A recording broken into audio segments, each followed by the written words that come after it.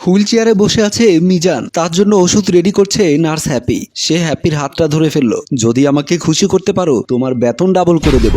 আমার কাজ শুধু আপনাকে সুস্থ করে দেওয়া, আপনাকে খুশি করা নয়। তোমার জন্য এক্সট্রা কাজ দিচ্ছি বলেই তো বেতন ডাবল করে দিচ্ছি। চিন্তা করে দেখো, প্রতিদিনের টাকা প্রতিদিন পেয়ে যাবে। তারপর তাকে ভয় দেখানোর জন্য বলল, আর যদি আমার কথা না শোনো তাহলে কিন্তু চাকরি যাবে। হ্যাপি হেসে উত্তর দিল, আমাকে আপনার স্ত্রী নিয়োগ করেছে, সুতরাং আমার বস আপনার স্ত্রী, তাই আমার আপনাকে ভয় পাওয়ার কোনো কারণ নেই। ওষুধটা রেখে গেলাম, খেয়ে নেবেন। কথাটা বলেই হ্যাপি চলে গেল। মিজানের কিছুটা রাগ হলো। তারপর সে ভাবতে লাগলো কিভাবে হ্যাপিকে ফাঁদে ফেলা যায়। তারপর সে হুইল চেয়ারের চাকা ঘুরিয়ে ঘর থেকে বেরিয়ে গেল আস্তে আস্তে। ড্রয়িং রুমে এসে দেখতে পেল হ্যাপি সোফার সামনে দাঁড়িয়ে একটা পত্রিকা পড়ছে। সে হুইল চেয়ারের চাকা ঘুরিয়ে দ্রুত হ্যাপির পায়ে ধাক্কা মারলো, আর তাতেই হ্যাপি একদম মিজানের কোলে এসে পড়লো। হ্যাপি অবাক হয়ে বলল, এটা কি করলেন আপনি? নষ্ট মেয়ে মানুষ কোথাকার! একটা অসুস্থ মানুষকে সেবা করতে এসে তার অসহায়ত্ব সুযোগ নিতে লজ্জা করে না? মিজান আবার চিৎকার করে বলল, আমি একটা অসুস্থ মানুষ, অ্যাক্সিডেন্টে প্রচন্ড ব্যথা পেয়ে হুইল চেয়ারে বসে আছি, আর তুমি আমার স্ত্রী বাসায় নেই দেখে আমার সাথে এসব করতে চাইছো? হ্যাপি তার কথা শুনে প্রচন্ড অবাক হয়ে গেল। তখনই ঘরে ঢুকলো তার স্ত্রী তনু। হ্যাপি চমকে গিয়ে দাঁড়িয়ে গেল। মিজান বলল, এসেছো তুমি, সঠিক সময়ে এসেছো। দেখো তোমার ভাড়া করা নার্স কি করছে আমার সাথে। হ্যাপি বলল, ম্যাডাম আমি কিছুই করিনি, উনি আমাকে পেছন থেকে ধাক্কা মারলো, তাই আমি পড়ে গেছি। তনু বলল, হয়েছে হয়েছে, আমার এখন গুরুত্বপূর্ণ কাজ আছে। হ্যাপি তুমি ভেতরে যাও। হ্যাপি যাওয়ার পর সে তার স্বামীকে বলল, কি হয়েছে? এখন ইমিডিয়েটলি ফোন করে বাসায় আসতে বললে কেন? আর তোমার বুকের ব্যথা করছে বললে কেন? তুমি তো দেখছি দিব্যি চিৎকার করছো। তুমি দেখোনি মেয়েটা কিভাবে আমার কোলে এসে পড়লো? তনু বলল, সব আজে বাজে চিন্তা মাথায় নিয়ে রেখে তাড়াতাড়ি সুস্থ হয়ে ওঠা যায় না। বাসায় একটা নার্স রেখেছি আমি থাকতে পারি না বলে, আগেরটার জন্য ওকেও যেন চলে যেতে না হয় তোমার জন্য। কথাটা বলেই তনু চলে গেল ভেতরে। ওদিকে হ্যাপি বসে চিন্তা করছে, ম্যাডাম আমাকে মিজান সাহেবের কোলে দেখলো কিন্তু আমাকে কিছু বললো না। হয়তো উনি আমার উপরে রেগে আছে, উনার সাথে আমার কথা বলা উচিত। এতক্ষণে মনে হয় নিজের ঘরে গেছেন, যাই উনাকে একটু ম্যানেজ করে আসি। তারপর সে তনুর সাথে কথা বলতে গেল। তনু বেডরুমে গিয়ে দেখলো সে কাপড় গোছাচ্ছে। ম্যাডাম কি কোথাও যাচ্ছেন? তার দিকে না তাকিয়ে বলল, হ্যাঁ আমি কয়েকদিনের জন্য কক্সবাজার যাচ্ছি। মিজানের ওষুধগুলো সময় মতো দিয়ে দেবে, আর ওর জন্য যখন যা লাগে নিয়ে আসবে, পরে আমি টাকা দিয়ে দেবো। তারপর সে তার ব্যাগ থেকে 20,000 টাকা বের করে হ্যাপিকে দিয়ে বলল, এগুলো তুমি রাখো খরচের জন্য। কথাগুলো বলে ব্যাগটা নিয়ে সে চলে গেল। হ্যাপির মনে হলো মহিলাটা কেমন যেন। তারপর ঘড়িতে দেখলো দুপুর 2টা বাজে। তারপর ভাবলো মিজান সাহেবকে খাবার দিতে হবে। সে চলে গেল ড্রয়িং রুমে। সেখানে গিয়ে দেখতে পেল মিজান হুইল চেয়ারে বসে কাঁদছে। কি হলো, আপনি কাঁদছেন কেন?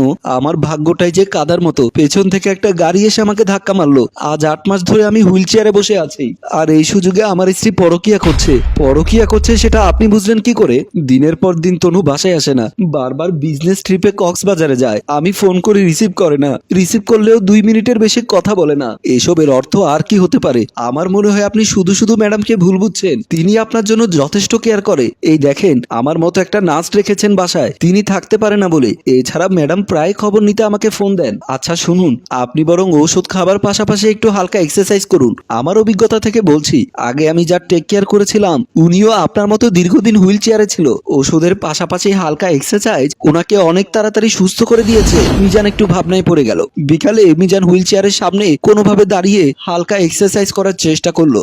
হ্যাপি তাকে শিখিয়ে দিচ্ছে। মিজানের খুব কষ্ট হচ্ছে, তারপর সে মন দিয়ে চেষ্টা করছে। তার দাঁড়াতে কষ্ট হচ্ছে, একবার পড়ে যেতে চাইলে হ্যাপি তাকে ধরে ফেললো। মিজান উঠে আবারও এক্সারসাইজ করার চেষ্টা করতে লাগলো। হ্যাপি তাকে সাহায্য করতে লাগলো হাত ধরে। সন্ধ্যাবেলা মিজানকে ওষুধ দেওয়ার জন্য সে তার রুমে গিয়ে ওষুধ নিতে গিয়ে দেখলো ঔষধের কালার চেঞ্জ হয়ে গেছে। সে ভাবলো এত তাড়াতাড়ি ঔষধের মেয়াদ তো শেষ হওয়ার কথা নয়, তাহলে কালার চেঞ্জ হয়ে গেল কেন? তারপর নিজে নিজে বলল, অনেক গরম পড়েছে তাই হয়তো নষ্ট হয়ে গেছে, এগুলো ড্রয়ারের ভেতরে আর রাখা যাবে না। তারপর সে নতুন ওষুধ নিতে গেল। এভাবে 1 মাস পেরিয়ে গেল। হঠাৎ একদিন তনু ফোন দিল হ্যাপির মোবাইলে। জি ম্যাডাম বলুন, মিজান এখন কেমন আছে? হ্যাপি খুশি হয়ে বলতে চাইলো, কিন্তু মিজান তার মুখ চেপে ধরে ফেললো। তারপর হ্যাপি বলল, ম্যাডাম আগের মতোই আছে, ঠিক আছে, ঠিক সময়ে ওষুধগুলো খাইয়ে দেবে, আর যদি টাকা পয়সা লাগে আমাকে জানাবে, আমি পাঠিয়ে দেব। জি ম্যাডাম ঠিক আছে। মোবাইলটা রাখার পর হ্যাপি জিজ্ঞেস করলো, কি হলো, আপনার স্ত্রীকে বলতে দিলেন না কেন? আপনি তো এখন অনেকটাই সুস্থ, মোটামুটি দাঁড়াতেও পারেন। আমি ওকে একটা সারপ্রাইজ দিতে চাই। আচ্ছা ঠিক আছে, আপনাকে আমি হেল্প করব।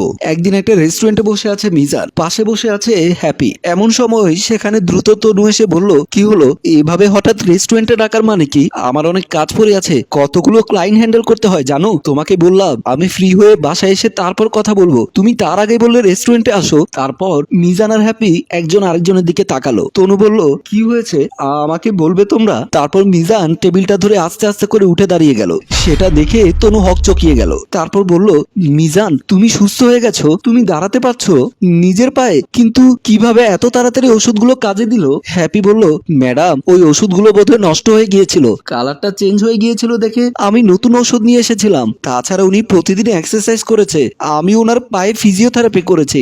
এসব চেষ্টায় আল্লাহর রহমতে উনি সুস্থ হয়ে গেছেন। মিজান খুশিতে তার স্ত্রীর হাত ধরে বলল, এখন আমরা একসাথে থাকতে পারবো, আর কোনো বাধা রইল না, আমি সুস্থ হয়ে গেলাম। তারপর তারা তিনজন হাসি মুখে একসাথে টেবিলে খেতে বসলো। রাতের বেলা বিছানা থেকে উঠে তনু বেডরুমের দিকে বেরিয়ে গেল। তারপর সে হ্যাপি রুমের ভেতরে ঢুকে বলল, তোমাকে এত বড় ডাক্তারি করতে কে বলেছে? আমি যা ওষুধ দিয়ে গেছি সেগুলো খাওয়ালেই হতো, তোমাকে নতুন ওষুধ নিয়ে আসতে কে বলেছে? আর তাছাড়া ওকে এক্সারসাইজ করাবার তো কথা ছিল না, তোমাকে এত সব বাড়াবাড়ি করতে কে বলেছে? আমি বুঝলাম না। ম্যাডাম ওষুধগুলো চেঞ্জ করে এনেছি বলেই তো তিনি তাড়াতাড়ি সুস্থ হয়ে গেলেন। তাছাড়া এক্সারসাইজ করার ফলে ওনার পায়ের পেশিগুলো দ্রুত মজবুত হয়ে গেছে, আমার অভিজ্ঞতা থেকে ওনাকে আমি করতে বলেছি। তারপর তনু কিছু টাকা হাতে গুজে দিয়ে বলল, টাকাগুলো নিয়ে এত অভিজ্ঞতা তোমার নিজের কাছে রাখো, আমি আগের ওষুধগুলো তোমাকে এনে দেবো, সেগুলো আবারও খাওয়াবে। ও যতদিন হুইল চেয়ারে বসে থাকবে ততদিনই আমার লাভ।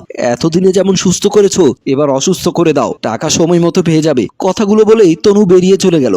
আর হ্যাপি অবাক হয়ে তাকিয়ে ভাবলো, মিজানের নিজের স্ত্রী আসলে চায় না যে সে সুস্থ হয়ে যাক, অথচ সে এটা এতদিন বুঝতেই পারেনি। মিজান যখন এটা জানতে পারবে তখন তার কত কষ্ট হবে। সকালবেলা অফিসে নিজের কেবিনে বসে ম্যানেজার অভির সাথে প্রেমে মজেছিল তনু। এমন সময় সেখানে মিজান ও হ্যাপি চলে এলো। মিজান বলল, এত ভয় পাওয়ার কোনো কারণ নেই, আমি কাল রাতে তোমার সব কথা শুনে ফেলেছি। তুমি আসলে এতদিন ইচ্ছে করে আমাকে পঙ্গু করে রাখতে চাইছিলে, কারণ আমি যতদিন হুইল চেয়ারে বসে থাকবো ততদিন এই বিজনেসের সব টাকা তুমি আত্মসাৎ করতে পারবে। এই ম্যানেজারের সাথে তোমার পরকীয়া নির্দ্বিধায় চলতে থাকবে। কিন্তু তোমার সে ঘুরে বালি, আমি সুস্থ হয়ে গেছি আর এই বিজনেসের দায়িত্ব নিয়ে নিচ্ছি। আর হ্যাঁ, গত 8 মাসের ডাটা আমি নিয়ে এসেছি। এই 8 মাসে তোমরা দুজন মিলে আমার বিজনেস থেকে যতগুলো টাকা ফ্রড করে গায়েব করে দিয়েছো, সেজন্য তোমাদের বিরুদ্ধে মামলা হয়ে গেছে। তনু তাকে কিছু একটা বোঝাতে চাইলো, কিন্তু তখন ঘরে একজন মহিলা অফিসার ও পুরুষ কনস্টেবল এসে পড়লো। তারা তাদের দুজনকে নিয়ে গেল। মিজানের চোখে জল দেখে হ্যাপি বলল, আপনি কান্না করবেন না, আল্লাহ নিশ্চয়ই আপনার জন্য ভালো কাউকে রেখেছেন। আমি জানি আমার আল্লাহ আমার জন্য আরো ভালো কিছু পরিকল্পনা করে রেখেছেন। তারপর তার হাত ধরে বলল, তোমার যদি আপত্তি না থাকে আমার বাকি জীবনটা কি আমি তোমার সাথে কাটাতে পারি, কিন্তু আমি তো সামান্য, যত সামান্যও হও মানুষ হিসেবে তুমি কেমন সেটা আমি বুঝেছি। আর সেদিনের জন্য সরি। আমি আসলে দেখতে চাচ্ছিলাম তনু তোমাকে আমার সেবার জন্য রেখেছে নাকি অন্য কিছু। প্লিজ আমাকে না বলে আবার একা করে দিও না। তারপর তনু কিছু একটা চিন্তা করে তাকে হেসে হ্যাঁ বলল। সম্মানিত ভিউয়ার্স, গল্পটি ভালো লাগলে লাইক, কমেন্ট ও শেয়ার করুন। গল্পটি রচনা ও পরিচালনায় অভি, ক্যামেরায় রিমোট, প্রযোজনায় মঞ্জুর মোর্শেদ।